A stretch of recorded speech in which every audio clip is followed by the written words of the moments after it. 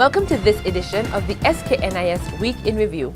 It's a roundup of the highlights of government-related activities and programs that have taken place over the past week. In this program, we focus on the period August 10th to the 16th. Coming up, new resident ambassador presents letter of credence to the Governor General. Government commits to reviewing minimum wage. Federation sees improvements in CXC results. More details to these and other stories ahead.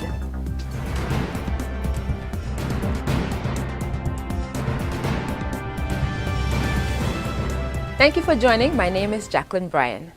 New resident ambassador of the Republic of China, Taiwan to St. Kitts and Nevis, His Excellency Tom Lee, presented his letter of credence to the Governor General, Sir Tapley Seaton, at a brief but meaningful ceremony.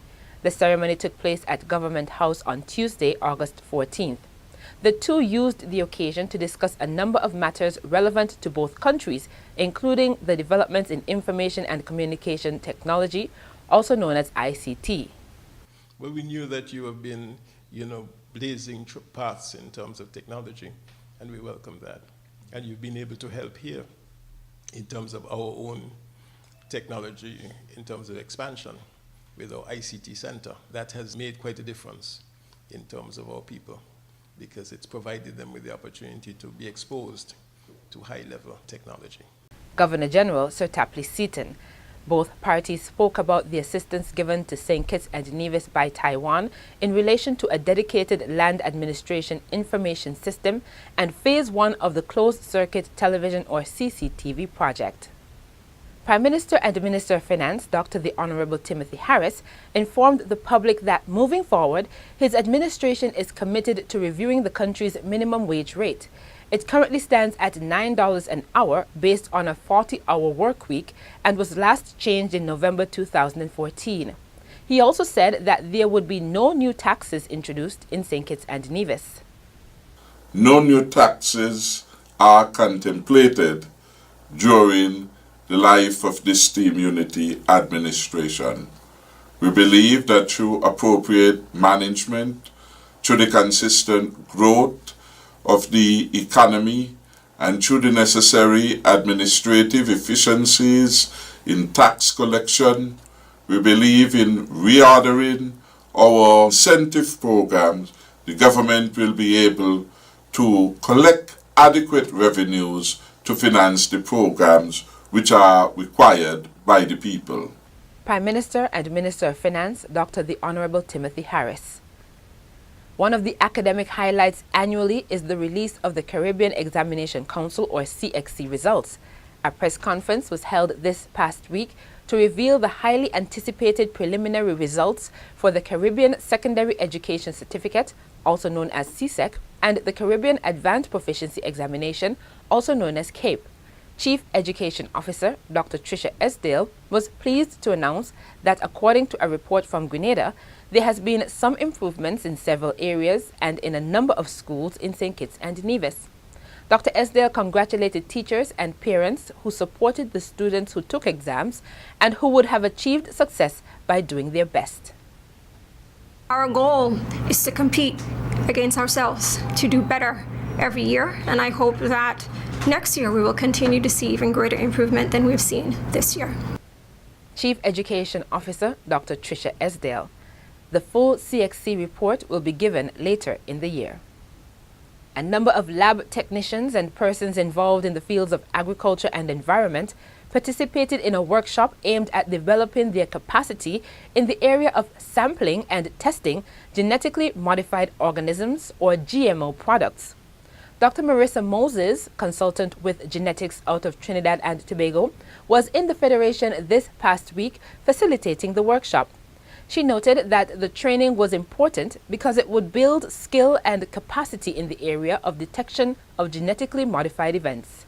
Your lab technicians will have the skill to be able to determine if a particular modification is present. I think it's in the interest of all countries to be able to have that capability, that they don't have to depend on another country to do their testing. And the testing is very simple, it's very robust, and it's not difficult to do. So that's why I'm very pleased to be here to give St. Kitts assistance to do the testing. Consultant with genetics out of Trinidad and Tobago, Dr. Marissa Moses.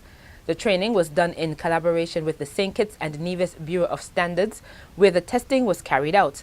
It forms part of a regional project for the implementation of National Biosafety Framework in the Caribbean, and the Bureau of Standards was registered on the regional network for the GMO detecting labs.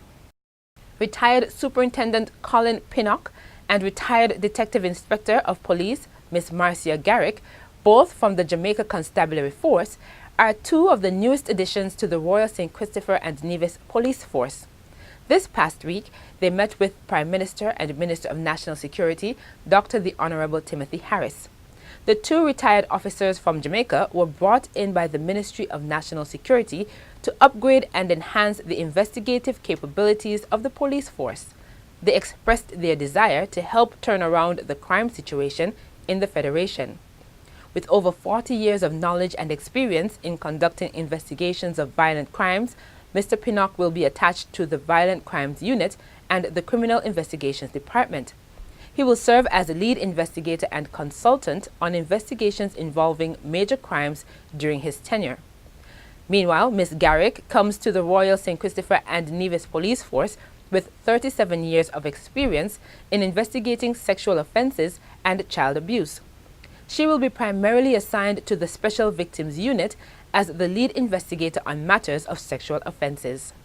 I want to express my gratitude, privilege and honor to be coming to St. Kitts and Nevis to work with members of the police force here, and I will ensure that whatever knowledge I have gained over the many years as a member of the Jamaica Constabulary Force, I pass on most, if not all of it, to the members to assist their development their capacity to investigate murders, shooting, and serious crimes here in the St. Kitts and Nevis here. It's a pleasure and privilege.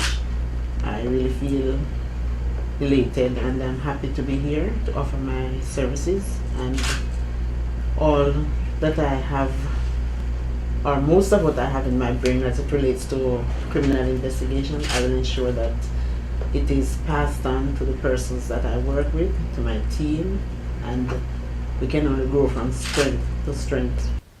Retired Superintendent Colin Pinnock and retired Detective Inspector of Police Miss Marcia Garrick from the Jamaica Constabulary Force. And that concludes our program. I hope you enjoyed it and that you'll join us next time. My name is Jacqueline Bryan and I was your presenter. Take care.